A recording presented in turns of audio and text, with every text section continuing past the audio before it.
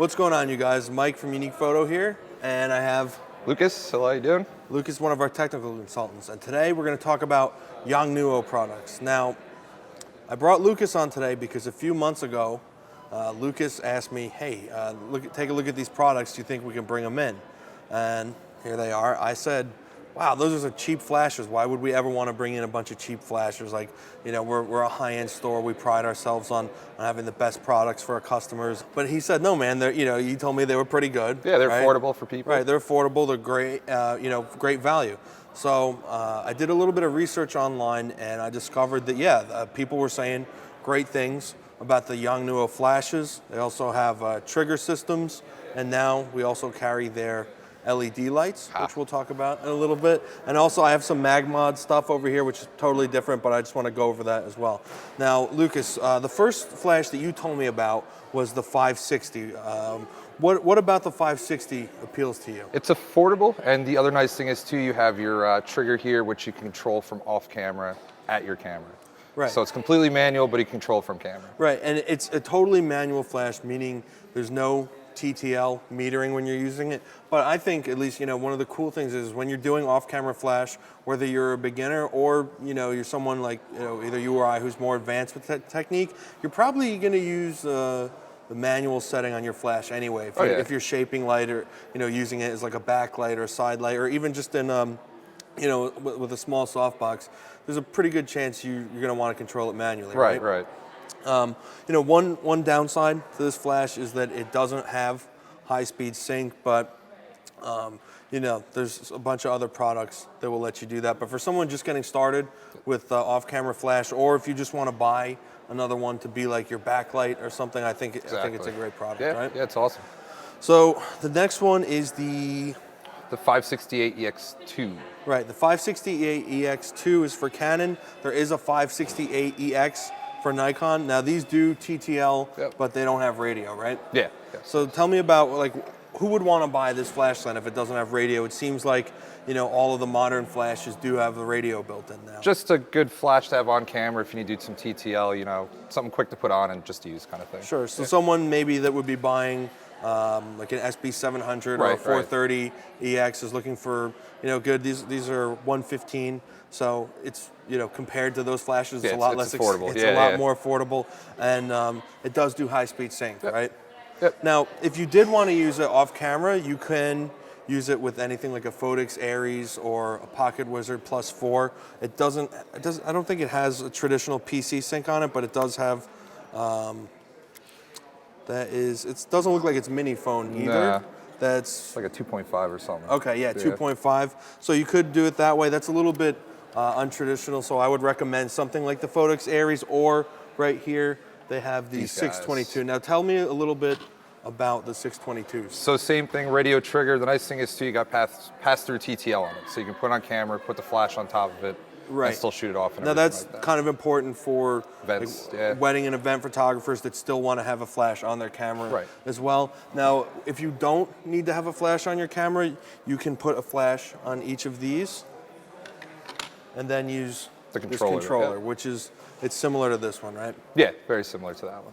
Now, talk to me a little bit about why you would recommend this over something like a system that's already built in, like a 600EX or a 560. I mean, if you're talking about a Canon or something like that, it's just a little bit cheaper than that. Right. It's a good entry-level option for that. Right. I mean, you could also use it on the high end, but usually, you're looking something a little more expensive. And if it's not crucial for you to control the power of your flash immediately from your camera, you can pick up a set of these for $75, and you have high-speed sync and TTL right out of the box, which is pretty cool. And I like it as well because if someone already owns older flashes or like a non-radio flash, like you have an SB900, a 600, if you have a mishmash of flashes, you can buy these and kind of bring them all together. So especially for Canon users that have 580s and maybe some that are TTL and some that are not TTL, some that are 600s and some that aren't. Right. Which brings us actually to this one. This is our most popular flash, right? Yeah, we saw a lot of these. I'm sure you saw a lot of those in the store, right? Sure. The 600. Now, the price is $129, and what's a Canon 600 going for right now? It's like $550, $550, something like that, sometimes it's rebates. $600, right? So you could buy like 3.5 of these, not that you would want to cut it in half. But talk to me a little bit about the 600. Yeah, I mean, it's got the same build quality, same kind of, controls in the back, that kind of thing. And you can use them interchangeably. You can use it with the Canon 600s as a controller, vice versa kind of thing. So if you have, let's say you have a Canon, like 2 Canon 600s, you could buy 2 more of these, they all and work you're all together, set up, yeah, right? exactly. And there's the E3 RT Yep. transmitter, which is, again, pretty much, I mean, let's be honest, Yeah. it's pretty much just a clone. It's a clone. It's a clone. And look, we love Canon here. There's reasons to buy Canon products still. If you're a CPS member, you're going to get the support from Canon if one of your flash blows up. So look, we're not here to say not to buy Canon because they make great stuff, and there are ancillary reasons you still would want to. But again, for the budget-conscious photographer looking to really up their game in wedding photography or event or portrait, and I think that's really important too. There's so many people that are doing that kind of photography now to really separate yourself from like the crowd of everyone just shooting the same way. It's nice to have the ability to add some light, dramatic lighting to pictures, right? It's the end game. Now, the cool thing about this, one thing I wanted to mention, one last thing, is that unlike the Canon version, it does have autofocus assist light on it, which is pretty cool, and it also works with the 5D Mark II and the older cameras in group mode. So if you took the Canon 600 or the E3 RT and put it on a camera right now, like an older one, if you put it in group mode and take one shot, it'll revert out of it and it won't work. Oh, that's cool. Yeah, so the 600, the Canon versions only work with the 5D Mark III and newer. All right.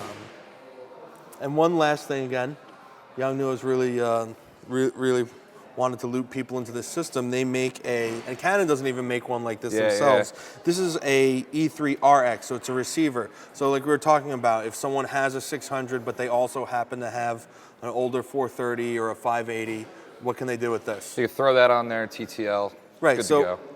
Well, it actually, what I meant is it becomes part of that ecosystem. It becomes part of the 600 ecosystem where you can control the power, fire, and it all works right here. Pretty simple. And one thing I really like about the Yongnuo products too is that, even though they copied that from Canon, in general, the controls are very intuitive. It's something that you can pick up and just use pretty easily. To be honest, the manuals probably aren't going to help you too much, right? No. No, all in Chinese. Yeah. Not really helpful. So look on YouTube for some ways to set up and that kind of stuff. There's plenty of people out there. And we're going to do a follow-up video too of showing how to set up some of these products. So that's something you want to stay tuned for. You'll probably get something out of it. Before I get to the LED lights, I just want to jump in here and talk about some of the Magmod products. Have you used this yet? I've not used it yet, just in the store kind of thing. They're very, very cool though. Yeah. I'll grab this guy over here. So here's how it works. Basically, this is the band right here. It has magnets in it. It's a little bit tough to get on the flash, but the way I do it is you hold this one side down. Just jam it in. And you kind of just really got to wrestle with it. It's, and I'm using a decent amount of force here. This is harder than turning your key to start a car type of deal. And voila. It's the kind of thing where if you can do it, leave it on once it's on, and then, well, go ahead, you show. Boop. That's it. You're all set up, ready to go. You put it on backwards. That's all right. Same difference. So the most popular is the starter kit. It comes with a grid and a gel set. Stuff just goes on there, and it's durable. It's nice. It's not going to fall off by accident. They have this here. Yeah, it's my favorite guy here, the Dome. The Dome. This is the Gary Fawn killer, I like to call it. What I see a lot of people posting on a Facebook group, a Magmod users community, is they're actually, most people would use something like this on camera, but I'm actually seeing people do some really cool stuff off camera on it, where they have it off camera and it kind of just acts as like a global light to kind of light up the room. I've seen other photographers use a similar modifier even for monolights, just like a globe that goes on top. It kind of just spreads the lights nice and even. Like a bare bulb, but more with a bigger surface area. So, I think it's useful. I've used the grid a lot. I use it for.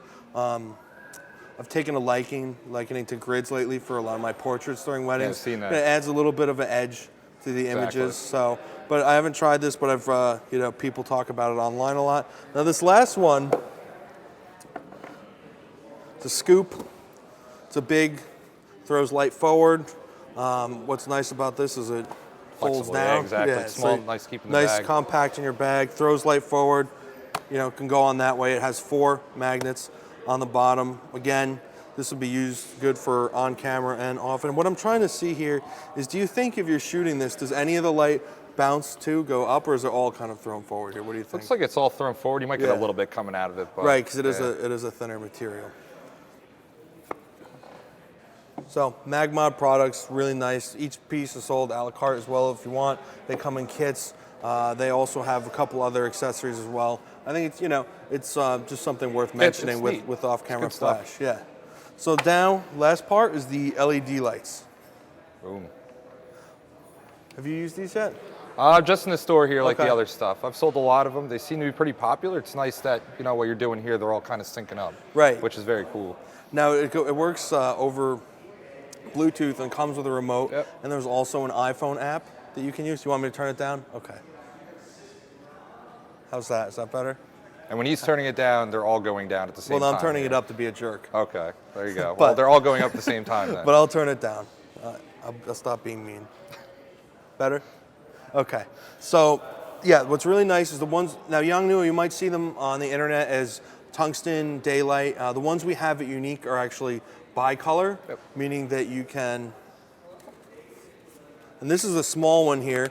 This is the 300. Now, as you can see, even though this is the smallest and least powerful panel, this is still it's pretty bright. Nice and bright. I'm pretty blind right now. Yeah. Constantly getting blinded by customers with this thing. Thank you, Mike. And at least it's not the 900, right? Yeah, exactly. That thing is like, it's like using a flash. I actually, my friend Dave in North Carolina, I sold him a 600 panel, and he was using it kind of towards end of daylight for an engagement session. And he's like, yeah, I was using it as fill light during, there was still sunlight out, and it's strong enough to still use for that. And the cool thing is, again, getting back to the fact that it's bicolor, is that I can turn down the daylight all the way here, switch the color temperature to tungsten, and now I have a nice fill light like that. I can do any kind of combination with that if I want. I can turn the daylight up a little bit and have the warm, so you just have a warmer light. And one of the things about LED lights is that people say, oh, it's not, whoa. Okay, let's leave it like that before I just wipe the deck and break all this stuff, right? But one of the things people say about LED lights is, oh, it doesn't look like daylight. It has a cast on it. Okay, right? You've had customers been like, okay, but that's true. Like a couple years ago, the majority of LED lights did have some kind of ugly cast to them. And look, I'm not saying these are perfect. Yeah, right. But for very affordable LED lights, I think this one's like 70. The next step up is a 600.